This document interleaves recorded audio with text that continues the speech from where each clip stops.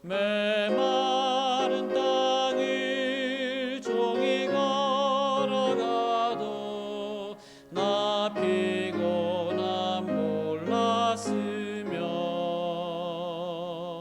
저 위험한 곳 내가 이를 때면 큰 바위에 숨기시고 주 손으로 덮으셨네. 주 예수님 공중에 임하실 때 나 일어나 맞이하리. 천군 천사 구원을 노래하니 나 화답해 노래하리.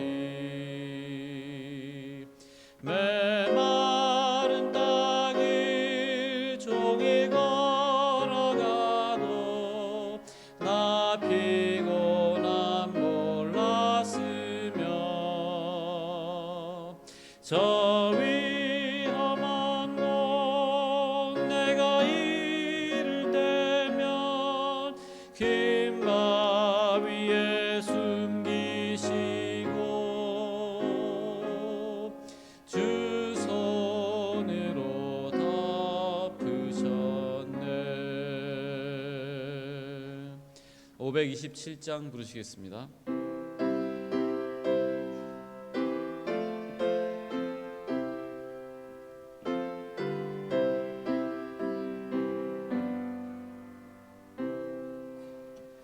주 날개 밑 내가 편하게 있네. 비바람 거세고 어두워도 주께서 나를 잘 지킬 줄 아니 겁없이 평안히 거하리라. 주 날개 밑 즐겁도다. 그 사랑 그늘 잠이뇨. 주 날개 밑 내 편히 쉬며 영원히 거하겠네. 모두 일어나셔서 시작하는 찬미 526장 부르시겠습니다.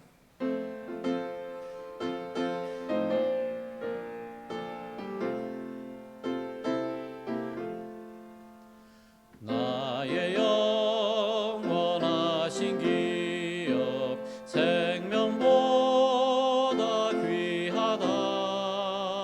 나의 갈 길 다가도록 나와 동행하소서. 주께로 가까이 주께로 가오니 나의 갈 길 다가도록 나와 동행하소서. 세상 두기 아니람과 영생 원치 않으며 즐겨 고난 길 가도록 나와 동행하소서. 주께로 가까이 주께로 가오니 나의 갈 길 다가도록 나와 동행하소서.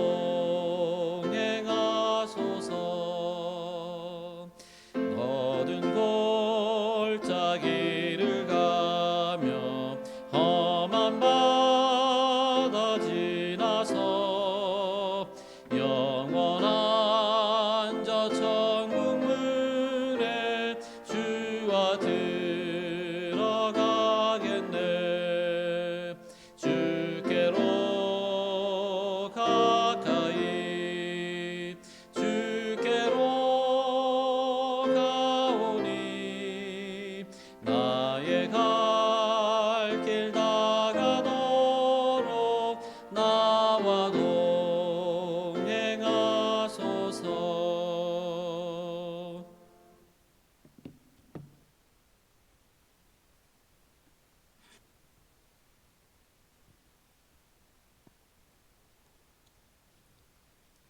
감사하신 하나님 아버지, 한 주일 동안 저희 교우들을 은혜 가운데 보호하셔서 감사드립니다.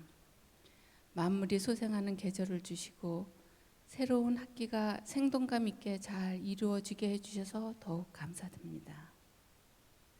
이곳에 거하는 모든 학생들과 특히 외국인 학생들에게 은혜를 베풀어 주셔서 삼육동 생활을 하는 동안에 주님의 임재와 사랑을 체험하게 하시옵소서.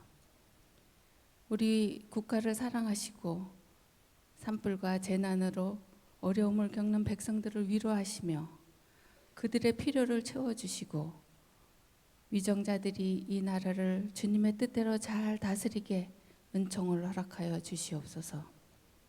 오늘 세우신 주님의 종 목사님에게 말씀의 능력을 허락하시고 듣는 저희들의 마음을 열어주어 주님의 말씀을 잘 받아들이게 하시옵소서. 늘 저희를 사랑하시고 채워주시고 인도하시는 주님의 이름으로 기도드립니다.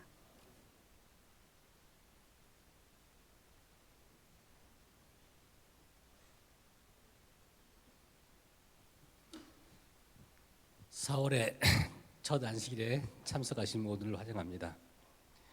오늘은 현대현 목사님께서 하나님의 이끄심에 반응하는 삶이라는 제목으로 말씀을 주시겠습니다. 서중원 앞에 현대현 목사님은 이선우 사모님과 슬하의 현성빈, 은솔 두 명의 자녀가 있습니다. 말씀이 있기 전에 사랑스러운 완소 학생반이 당신 참 바보 같군요라는 제목으로 특창을 준비했습니다. 특창 후에 목사님 말씀에 큰 은혜 받으시기 바랍니다.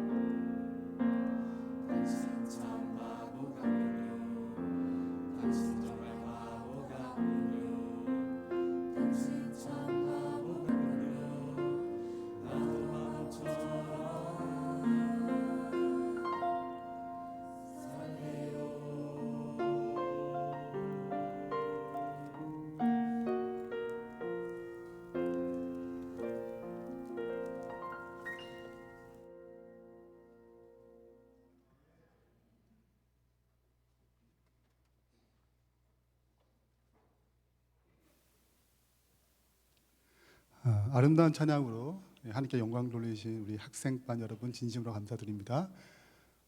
제가 설교를 할 때마다 보통 인사를 시킵니다. 인사 내용은 우리가 마침내 가야 할 곳은 하늘나라죠. 천국입니다. 그래서 옆에 있는 분들 또 앞뒤로 미소를 지으시고, 오해할 수 있습니다. 미소 지으시고, 하늘에서 또 만납시다. 어떻게 만나자고요? 뭘 강조해야 될까요? 또를 강조해야 됩니다. 하늘에서 또 만납시다. 이렇게 인사를 나누겠습니다. 옆에 있는 분 앞뒤로 미소 지으시고 인사 나누겠습니다. 하늘에서 또 만납시다. 네, 악수하시면서 인사 나눠주세요.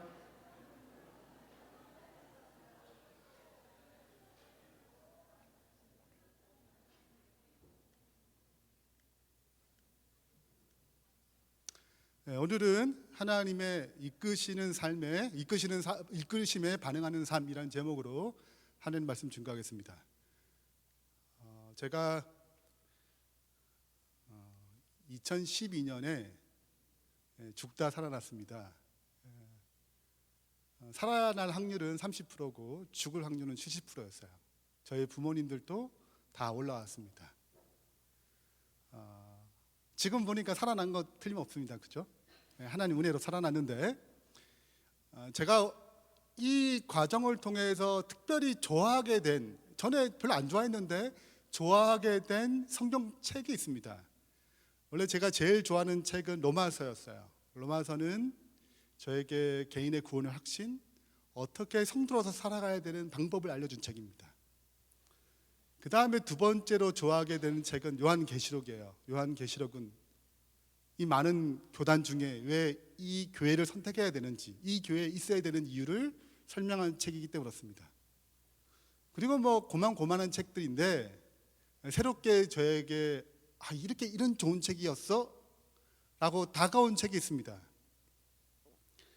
저 스스로는 이 책을 가리켜서 구약의 로마서, 구약의 요한계시록, 저 스스로 한 거예요. 학자가 얘기한 게 아니고. 네. 어떤 책일 것 같습니까? 제가 새롭게 좋아하게 된 책, 뭘 것 같습니까? 별 반응이 없군요. 제가 새롭게 좋아하게 된 책은 전도서입니다. 모든 책마다 주제가 있습니다. 그럼 전도서도 분명히 이 책을 솔로몬이 쓸 때 말하고자 한 핵심 주제가 있습니다. 전도서의 시작은 헛되고 헛되니 모든 것이 헛되다라고 시작합니다.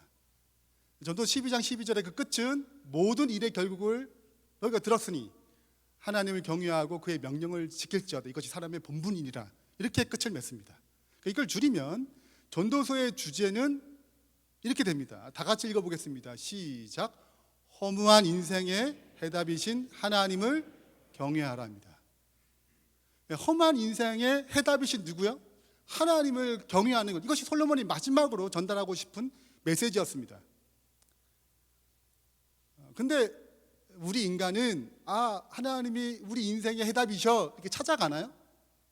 물론 여기 계신 분들은 이렇게 찾아오신 분들이고, 대부분의 사람들은 정말 하나님이 내 인생의 해답인 잘 모르고 살아갑니다. 로마서에도 이런 말씀이 있습니다. 기록된 바 의인은 없나니 하나도 없으며 깨닫는 자도 없고 하나님을 찾는 자도 없습니다. 하나님 찾지 않아요. 하나님께 관심을 갖지 않습니다. 그 이유는 좀 이걸 내용을 좀 정리하자면, 나라는 존재는 본질적으로 행복을 추구합니다. 그게 믿든 믿지 않든 어떤 종교를 가지든 행복을 추구하도록 우리 마음에 디자인됐습니다. 보통 이런 것들로 이제 행복을 추구합니다. 성공, 가족, 관계가 잘 맺어지고, 돈이 많이 벌리고, 몸이 건강해지고, 일이 잘 풀려요. 학위가 높아져요. 어떤 목표가 성취하는 것입니다. 이렇게 되면 행복감을 느낀다고 생각합니다. 이것이 인생의 최고라고 생각해요. 그래서 하나님은 인생에 별 관심이 없습니다. 이것이 내 삶의 목적이 되는 것입니다. 그래서 이 잿된 욕망과 관계 맺은 이런 것들로 인해서 하나님을 필요하지도 않고 하나님을 볼 수도 없는 상태가 저희의 상태입니다. 그러니까 누가 책임지셔야 돼요? 우리는 하나님 찾지 않아요. 이런 양의 비유 보면 양은 목자 찾지 않습니다. 목자가 양을 찾아갑니다. 이런 드라크마의 비유는 누가 찾아가요? 여인이 그 드라크마를 찾아갑니다. 그러니까 누가 찾아오셔야 돼요? 하나님이 찾아오셔야 돼요. 그렇다면 어떻게 하나님께 우리를 찾아오실 것인가? 어떻게 우리를 찾아오셔서 우리를 주님께로 인도하실까? 어떻게 우리가 이 자리에 있었는가? 우리가 갑자기 믿음이 생겨가지고 믿음이 좋아서 갑자기 번쩍에 하나님 찾아온 건가요? 모태 신앙이니까 찾아온 건가요? 하나님은 우리를 이끄시는 방법이 있습니다. 전도서 3장은 그 방법을 두 가지로 정리하고 있습니다. 그 두 가지 내용을 이제 전도서 3장의 중요한 구절을 통해서 좀 찾아보겠습니다. 첫 번째 1절 2절의 말씀입니다. 좀 다 같이 읽겠습니다. 천하의 범사가 시작. 천하의 범사가 기한이 있고 모든 목적이 이룰 때가 있나니 날 때가 있고 죽을 때가 있으며 심을 때가 있고 심은 것을 뽑을 때가 있습니다. 모든 것에 뭐가 있다고요? 때가 있습니다. 그 다음 3장을 좀 보면 그 다음에 때에 대한 이야기 다음에 이런 얘기를 합니다. 다시 18절 다 같이 읽겠습니다. 시작. 내가 심중에 이르기를 인생의 일에 대하여 하나님이 저희를 시험하시리니 저희로 자기가 짐승보다 다름이 없는 줄을 깨닫게 하려 하심이라 하노라. 뭐 하신다고요? 하나님께서 우리를 깨닫게 하기, 뭘 깨닫게 하기 위해서요? 우리는 짐승과 별 차이가 없어. 이것을 깨닫게 하기 위해서 뭘 허락하신다고요? 시험을 허락하신다고 기록하고 있습니다.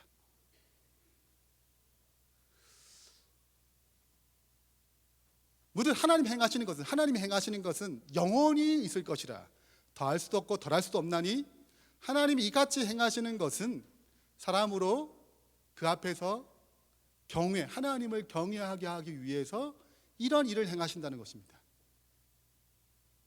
이 내용을 전도 3장의 내용을 정리하자면 하나님께 우리를 이끄시는 방법에 대해서 두 가지로 정리하고 있습니다. 첫 번째는 1절부터 읽었던 내용입니다. 1절부터 7절까지 내용인데 그 핵심은 때입니다. 천하의 범사에 기한이 있고 모든 목적이 이룰 때가 있어요. 예수님께 이 땅에 태어나실 때 때가 참에 하나님이 그 아들을 여자에게 나게 하시고 뭐가 참해요? 때가 참에 그냥 보낸 게 아니에요. 때가 참에 보냈습니다. 바벨론에 몇 년 있어서 탈바벨 시킵니까? 70년이 차면 그분의 타이밍이 있는 거예요. 하나님의 때가 있는 것입니다. 우리도 씨를 뿌리면 봄에 씨를 뿌려야지 가을에 추수하게 돼 있습니다. 이게 때예요. 그분이 이미 기한을 정했습니다. 우리가 정한 게 아니에요. 그분이 정하신 것 우리가 맞춰가는 거죠. 구속사에 있어서 이 절기, 일곱 절기는 구속의 하나님의 때, 타이밍을 보여줍니다. 그분이 언제 이 땅에 오실 것이고 언제 죽으실 것이고 오순절은 언제 일어날 것인지 그 타이밍을 보여주셨어요. 지성소는 언제 열릴 것인가 이건 이미 하나님의 타이밍, 때에 맞춰서 진행되는 것입니다. 두 번째 도구는 시험입니다. 하나님이 저희를 시험하십니다. 우리 인생에서 고난이 오기도 해요. 뜻하지 않은 사고가 일어납니다. 질병이 찾아오기도 해요. 관계가 틀어지게 합니다. 근데 이런 과정, 이런 고난, 어려움을 통해서 깨닫는 것이 무엇입니까? 우리가 뭐보다? 짐승보다 다름이 없는 줄을 깨닫게 하신답니다. 우리 마음을 낮아지게 만드는 거죠. 안 되는구나. 어렵구나. 내 힘으로 안 되는 것들이 있구나. 우리의 마음을 낮아지게 만드는 것입니다. 성경에는 실제적으로 사람이었다가 뭐가 된 짐승처럼 변한 사람이 있어요. 누구죠? 네, 느부갓네살 왕입니다. 다니엘 4장에 보면 느부갓네살 왕은 아주 총명한 왕이었죠. 세종대왕급이었습니다. 바벨론을 크게 부흥시켰습니다. 이것이 자기가 얻는 줄 알았는데 하나님이 꿈을 주셔서 이것이 너가 한 것이 아니고 하나님이 이루신 것임을 깨닫게 하셨어요. 근데 그 기별을 거절하고 받아들이지 않고 이게 다 내가 이룬 것처럼 하다가 짐승이 됐습니다. 짐승이 되는 병이 걸렸죠. 7년이 지난 그때 하늘 우러러 본즉 하나님의 총명이 다시 돌아왔습니다. 누굴 섬기기 시작했어요? 하나님을 섬기기 시작했습니다.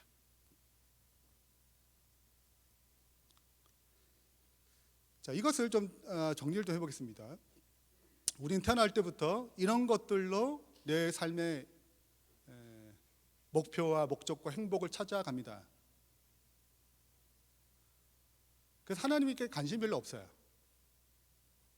왜냐하면 우리도 이런 것에 빠지게 되면 아무리 신앙을 잘하더라도 상실하게 됩니다. 그래서 하나님께서는 때와 시점을 허락하십니다. 그러면 우리가 의탁했던, 우리가 의지했던, 우리가 바라봤던 이런 것들, 하나님 섬기는 과 이런 거 다 섞여 있거든요. 성공, 가족, 돈, 명예 이게 다 섞여 있기 때문에 순수한 마음을 하나님 섬기기가 종종 방해를 받습니다. 하나님 이런 것들을 통해서 무너뜨립니다. 그럼 우리가 마음이 낮아집니다. 누가 보이게 될까요? 하나님이 계심을 알게 되는 것입니다. 욥도 그랬습니다. 욥도 다 가졌어요. 그는 신앙을 잘했습니다. 근데 다 잃어버린 후에, 자녀도 잃어버리고 모든 것을 다 잃어버린 후에 그의 신앙적 고백은 이렇습니다. 내가 죽게 대하여 기로만 들었는데, 전에 그렇게 신앙 좋았는데, 그때는 기로만 들었는데 이제는 눈으로 주를 봅니다. 이렇게 고백했습니다. 더 선명히 주를 바라보게 되는 계기가 생겼어요. 그래서 하나님께서 우리를 구원하기 위해서, 우리를 성숙시키기 위해서 이런 과정을 허락하십니다. 사마리아 여인을 생각해 보세요. 사마리아 여인은 예수님께 언제 찾아가셨어요? 정오에 그 여인이 혼자 올 그 타이밍을 정확히 맞추셨습니다. 하나님의 때에 찾아갔어요. 그 여인은 5번을 벌써 이혼했습니다. 지금 사는 남자는 아직 그냥 남자예요. 동거하는 남자예요. 이 말은 여러분, 한 사람의 여자 인생이 5번을 결혼하고 이혼했다는 것은 굉장한 고난입니다. 충격이에요. 그 여인의 마음은 하나님의 것을 찾고자 하는 열망이 생겼습니다. 그 타이밍에 누가 가셨어요? 예수님이 가신 거예요. 그 여인을 얻으셨습니다. 제가 장희동 교회에서 전도사 생활을 끝나고 처음으로 담임 목회자로 공항교회라는 곳에 부임을 받았습니다. 보통 이제 첫 번째 부임을 받으면 이제 대신방을 합니다. 교인들 다 방문하잖아요. 수석 장로님이 저와 동행했습니다. 수석 장로님이 저렇게 얘기했어요. 목사님, 이분은 목사님 아무도 전도 안 해도 괜찮아요. 오직 이분만큼만 꼭 전도해 주세요. 저렇게 얘기했습니다. 제가 궁금했어요. 어떤 분인지. 그분은 회장님이세요. 아내는 저희 교회 집사님이시고, 이분은 태생부터 불교인이에요. 공을 들여서 얻으신 아들이에요. 얻은 아들입니다. 그리고 보통은 아무리 불교 신자라도 이렇게 경전복을 하지 않잖아요. 이분은 이 경전을 보시고 아주 신실하세요. 그분을 뭐 하길 바라는 거예요? 거물이잖아, 있죠. 그러니까 그분이 꼭 전도되면 좋겠다고 저한테 얘기하는 것입니다. 그 회사에 찾아갔어요. 인상도 되게 좋으시고 매너도 좋으시고, 이렇게 보면 꼭 우리 교인 같아요. 근데 제가 이제 인사를 드렸어요. 근데 처음부터 딱 선을 긋습니다. 저와 저희 아내는 이미 각자의 신을 열심히 섬기기로 했다고. 서로 뭐 하지 않기로 했다고요? 서로 자기의 신의 영역을 침범하지 않기로 했다고. 그러니까 아예 선을 긋는 것입니다. 제가 뭐 하지 못하도록.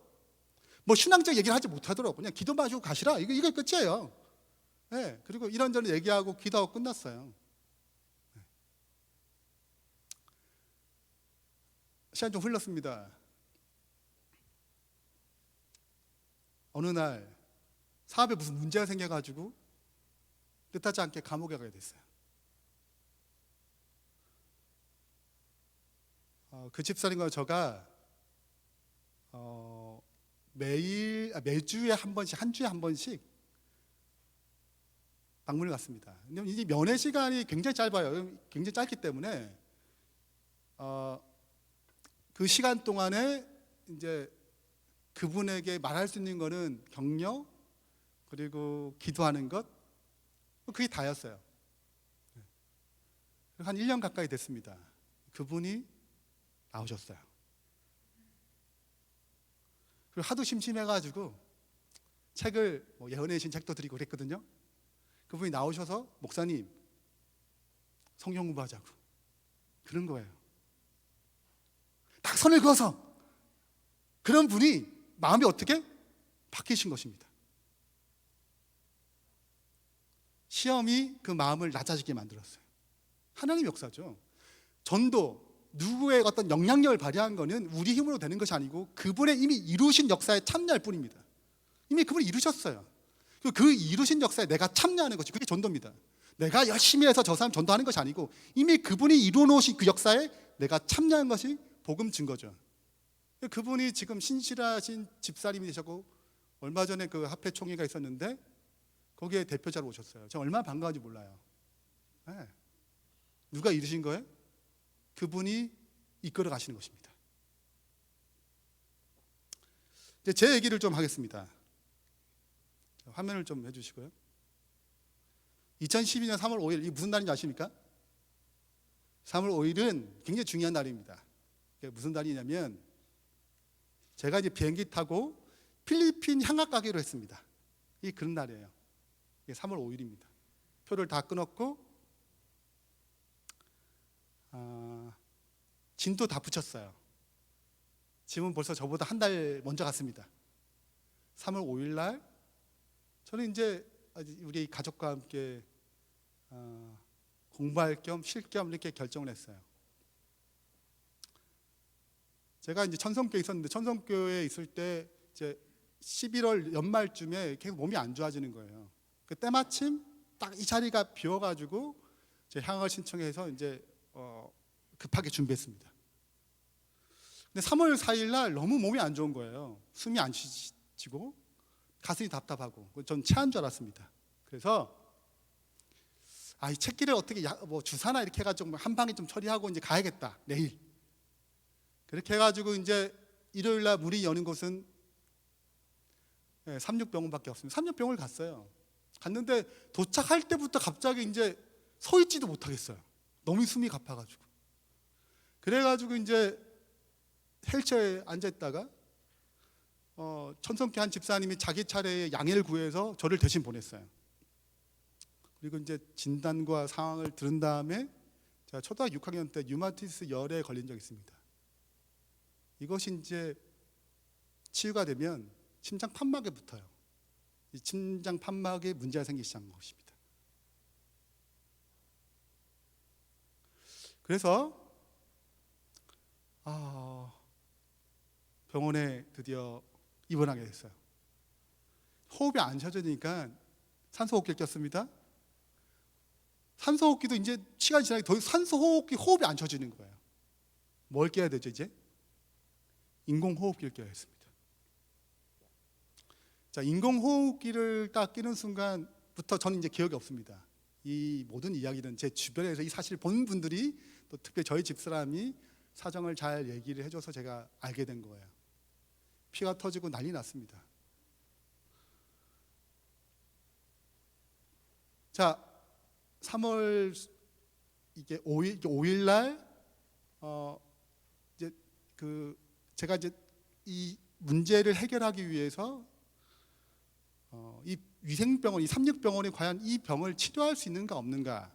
실은 삼육병원은 이 병을 치료할 수 있는 원래 기계가 없었답니다. 제가 어느 정도였냐면 삼성병원에서도 한번 5번 정도의 손꼽히는 그런 수술이에요. 근데 또 이 수술을 급한데 수술하실 분이 휴가 가셨어요. 목요일로 오신대요. 그러면 저를 다른 데 이동할 수 있는가? 이동할 수가 없어요.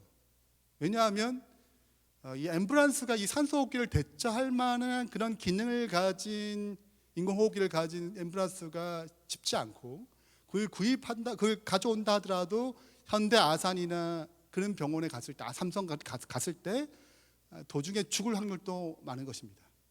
천사 어디서 수술해야 돼요? 삼육병원에서 수술해야 됩니다. 네. 근데 목요일 날 그 과장님이 휴가를 끝내고 오셔야 되는데 이상하게도 월요일 날 오셨어요. 월요일 오신 이유는 무슨 이제 행사가 있어가지고 잠깐 들린 일에 하도 응급 환자가 있다고 그래가지고 저를 보러 오신 거예요. 당장 수술해야 한다. 그리고 살아갈 확률이 30%밖에 안 되니까 잘 안 되기 때문에 부모님은 다 올라와라. 형제들 다 불러라. 죽을 수 있다. 그래서 다 불러 올라왔어요.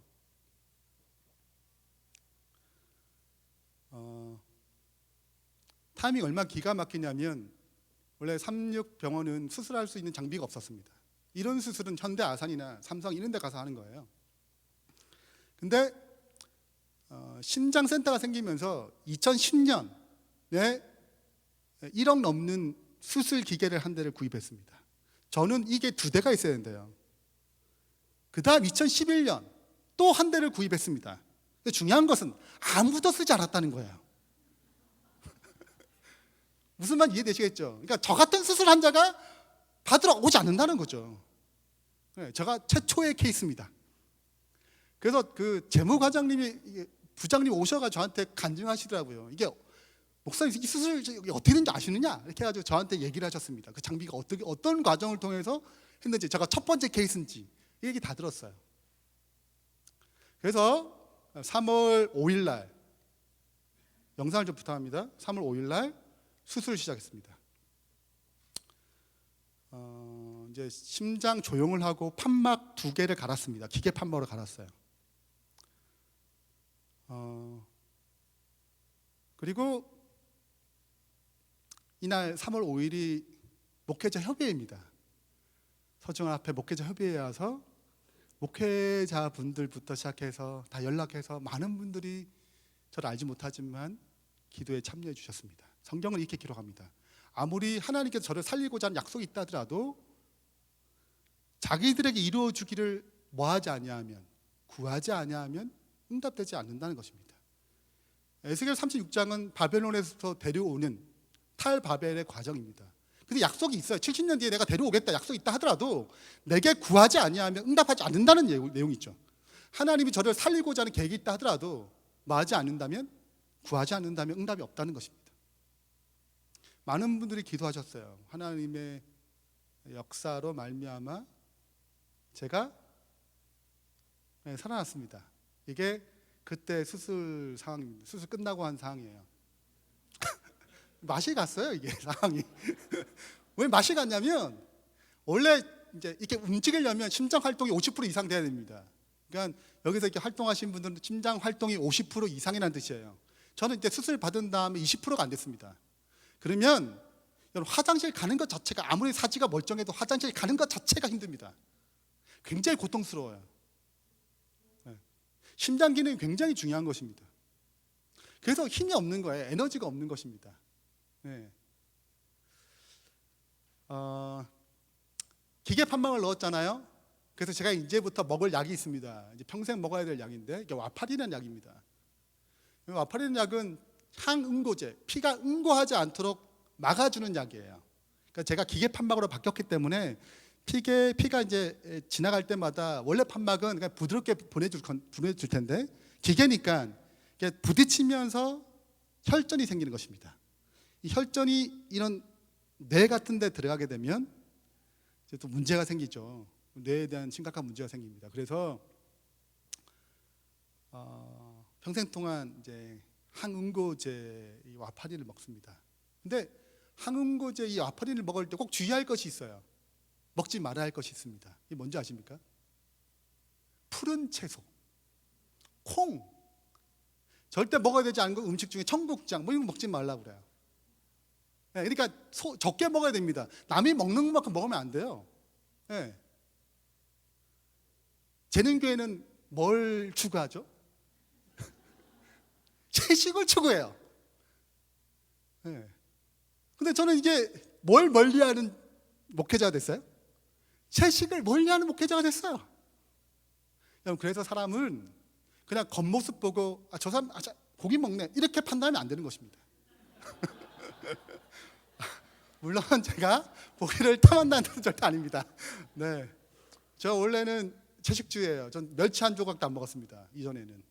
네, 근데 이제 이 상황이 닥치니까 또 초반에는 얼마나 제가 엄격하게 지킨지 몰라요. 거의 채소를 멀리하고, 근데 제가 소고기랑 닭고기는 별로 잘 입에 안 당기더라고요. 생선을 먹기 시작했는데, 여하튼 중요한 거는 사람은 어떻게 겉모습 보고 할 수 있는 것도 아닙니다. 네, 다 사연이 있는 거예요. 그래서 하나님 또 뭐가 되셨어요? 성육신 하셨습니다. 그래 우리의 배고픔, 그게 이론으로 아는 게 아니잖아요. 우리의 고통, 질병, 이게 어떤 것인지 맛보하셨습니다. 3월 22일 날 퇴원했습니다. 이제부터 재활 훈련을 해야 했어요. 무슨 훈련을 해야 되냐면 이제 걸어 다녀야 돼요. 계속 운동해야 합니다. 심장 기능이 다시 50% 정도까지 올라갈 때까지 계속 운동을 해야 했어요. 그래서 이제 매일 운동을 하는데 월요일 날 비가 내렸어요. 운동을 할 수 있어요? 집도 이제 그때 이제 월세로 이제 가까운 삼육병원과 가까운 곳에 이제 월세를 잠깐 얻었는데요. 이게 이게 비가 오면 못 걷잖아요. 운동을 못 하잖아요. 집은 작고, 그러니까 이제 답답한 것입니다. 저희 집사람과 함께 그러면 마트에 가자. 큰 마트. 중계 무슨 큰 마트에 가자. 그래가지고 같이 갔어요. 그래서 이제 마트를 한 바퀴 뺑 돌았습니다. 지치잖아요. 제가 힘들더라고 너무. 그래서 집사람에게 이제 내가 힘드니까 여기 앉아 있을 테니 장을 보고 와. 그리고 장을 집사람 보고 저는 거기 앉아 있었어요.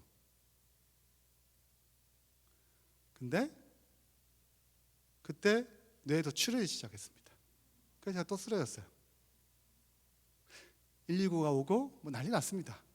네.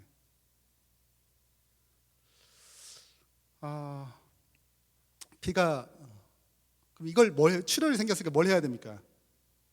이걸 말려야 돼요. 아니 지지던가 이 뇌를 이제 수술해서 이제 이걸 처리해야 되는데 제가 와파린 약을 먹습니다. 왜 먹죠? 피를 응고를 덜하게 만들어서 혈전이 생기지 못하도록 하는 것입니다.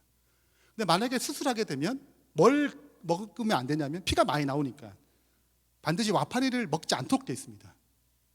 그러면 이게 초반이기 때문에 더 위험한 거예요. 좀 시간이 지나면 그나마 이제 이 기계 판막에 뭔가 이제 진정체 붙어가지고 좀 덜한데 더 위험한 상황이죠. 그래서 이제 의사들끼리 막 이렇게 다투는 비슷한 것을 보게 되는 것입니다.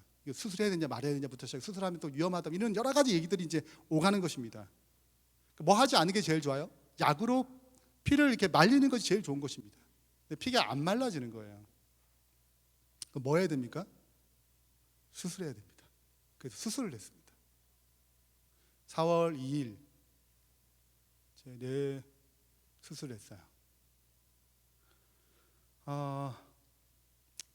네, 에피소드가 좀 있습니다. 수술이 끝난 다음에 저희 교회 집사님들이 저를 만나러 왔어요. 다들 저보고 목사님 저 누군지 아시죠? 그런 거예요. 제가 누군지 알겠더라고요. 다행히도 누군지 알겠어요. 근데 이름이 기억이 안 나요. 이름이 기억이 안 나는 것입니다. 한만 기억하려고 이름이 기억이 안 나는 거예요.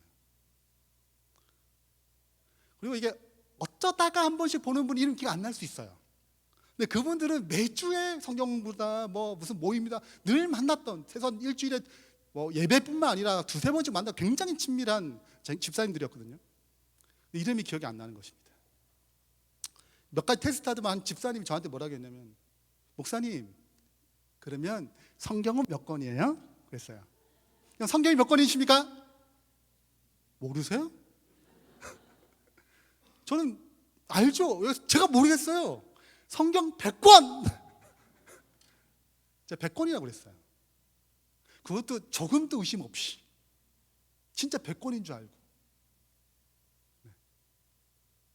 목회를 하겠어요? 못 하겠어요? 여러분, 성경 100권이라는 사람에게 설교 듣고 계시는 것입니다. 저희 집사람이 고생이 많았어요. 저희 집사람이 고생이 정말 많았어요. 제가 1년 동안 휴직을 냈기 때문에 그 과정들은 저희 집사람이 많이 고생을 많이 했습니다. 저희 집사람이 저한테 얘기해요. 가면서 울었대요. 목회는 못하는구나. 이제 끝났구나. 뭐 먹고 살지? 뭐 이런 것부터 시작해가지고 별의별 고민을 많이 했습니다. 기도도 많이 하게 되고. 이런 상황에서 저도 답답하잖아요. 그래서 성경을 보게 됐어요. 여러분, 성경이 잘 안 보이고 너무 아프고 너무 이렇게 정신이 혼란하게 되면 멀쩡하지 않잖아요. 성경 한 장 한 장 읽는 굉장한 고뇌입니다. 제가 이제 전도서를 읽으면서 특히 전도 3장을 오늘 읽었던 그 말씀을 볼 때 제가 굉장한 많은 공감이 갔어요. 네. 가만 생각해 보니까 보세요. 여러분, 제가 바로 필리핀 가다가 이게 비행기 안에서 이게 어쩌다 생기면 전 그냥 끝나는 것입니다. 필리핀에 도착해서 병이 발병됐다고 생각해 보세요. 거기서 수술도 못 해요. 그럼 제가 그 수술할 때 타이밍이 얼마나 기가 막혔냐면, 수술을 이제 처음에 여기서 해야 되잖아요. 그리고 기계 장비 다 준비했습니다. 근데 기계가 처음 돌리는 것은 반드시 문제가 나타날 확률이 굉장히 많답니다. 근데 저 같은 경우에는 과장님 저한테 얘기했어요. 목사님 같은 경우에는 기계가 한번 고장 나면 목사 무조건 죽습니다.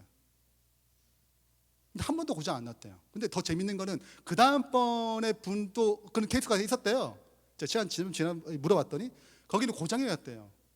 당연히도 그분은 저처럼 심각한 분이 아니라서 문제가 없었지만, 목사님 같은 경우에는 고장 나면 문제가 생기면 반드시 목숨이 위험하다고 말씀하더라고요. 또 그 시간에 삼성병원과 협진합니다. 근데 심장의 최고의 권위자가 오셨어요. 그 시간 딱 비워가지고. 때가 누가 타이밍을 갖고 있어요? 하나님이 타이밍을 갖고 있는 것입니다. 그분 이끄심이 있는 것이죠. 시험과 때를 통해서 우리를 뭐 하십니까? 성숙시키는 것입니다. 5월 7일 날 퇴원을 했습니다. 퇴원해서 이제 병원에 있는 모습이고요. 욥의 고백입니다. 다 같이 읽겠습니다. 시작. 나의 가는 길을 오직 그가 아시나니 그가 나를 단련하신 후에는 내가 정금같이 나오리라. 우리 삶 가운데 시험이 있어요. 우리는 다 그것을 이해하지 못합니다. 역경이 있습니다. 질병이 생길 수 있어요. 우리는 다 이해하지 못해요. 그게 어떤 섭리가 있는지 알 수 없습니다. 그러나 하나님의 손길에 들어가면 그 시험 속에 뭐가 있어요? 하나님이 특별히 역사하시는 하나님의 은혜의 손길이 있습니다. 결론을 맺겠습니다. 하나님께서는 구원하시고 성수시키기 위해서 때와 시험이라는 두 가지 도구를 통해서 이끄십니다. 그래서 우리는 이런 섭리 가운데 있습니다.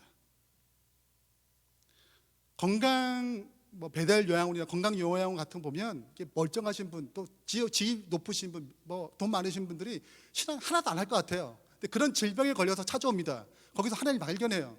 왜요? 시험과 타이밍이 있는 것입니다. 그분의 인도하심이 있는 거예요. 중요한 것은 그분이 때와 어떤 타이밍, 어떤 시험을 통해서 우리를 이끄실 때 우리의 반응이 중요합니다. 하나님 이끄심에 믿음, 순종함으로 반응하는 삶을 살 때만이 변화가 일어납니다. 역사가 일어나요. 하나님을 더 깊이 체험하게 되는 것입니다. 욥의 고백처럼 이제 누르르주를 봅니다. 정금처럼 나옵니다 라는 고백을 할 수 있습니다. 오늘 우리 삶 가운데 여전히 때와 그분의 타이밍과 시험과 고난을 통해서 우리를 이끄십니다. 혹 우리 삶 가운데 말 못할 이런 어려움이 있다면 하나님의 보이지 않는 섭리를 있을 것을 믿음으로 바라보길 바랍니다. 그리고 우리가 믿음으로 지금 이 순간에 순종하게 될 때 반드시 우리 삶에 놀란 하나님의 변화의 삶을 체험하리라 확신하면서 말씀 마치겠습니다.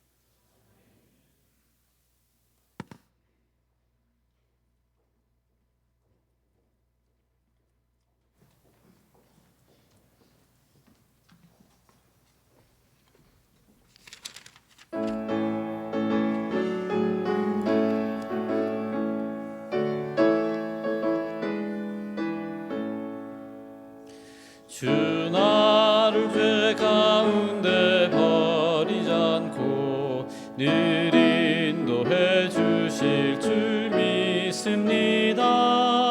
내가 가는 길 주께서 지키시며 늘 동행해 주시리. 늘 동행해 주시리. 늘 동행해 주시리. 주 나에게 이 길 임주시고 늘 동행해 주시리. 주 나에게 큰 영광 보이려고 늘 영생의 길로 날 이끄시네. 나 주님의 손 굳게 잡으리니 늘 동행해 주시리. 늘 동행해 주시리. 늘 동행해 주시리. 주 나에게 이 길 임주시고 늘 동행해 주시리. 주 나에게 새 영광 보여주며 늘 나에게 평안함 주시겠네. 나 주님의 손 굳게 잡으리니 늘 동행해 주시리. 늘 동행해 주시리. 늘 동행해 주시리. 주 나에게 이 길 임주시고 늘 동행해 주시리. 사랑이 많으신 하나님 아버지, 우리를 너무 사랑하셔서 하나님의 특별한 시간과 특별한 시험의 섭리로 우리 이곳까지 인도해 주셔서 감사합니다. 언제나 하나님의 손길 아래 있음을 기억하게 해주시고 하나님의 타임을 믿게 해주시고 시험이 올 때 하나님의 손 아래 있음을 기억하게 해주셔서 더 성숙한 모습으로 성장할 수 있도록 아버지여 저희의 삶을 주관하여 주시옵소서.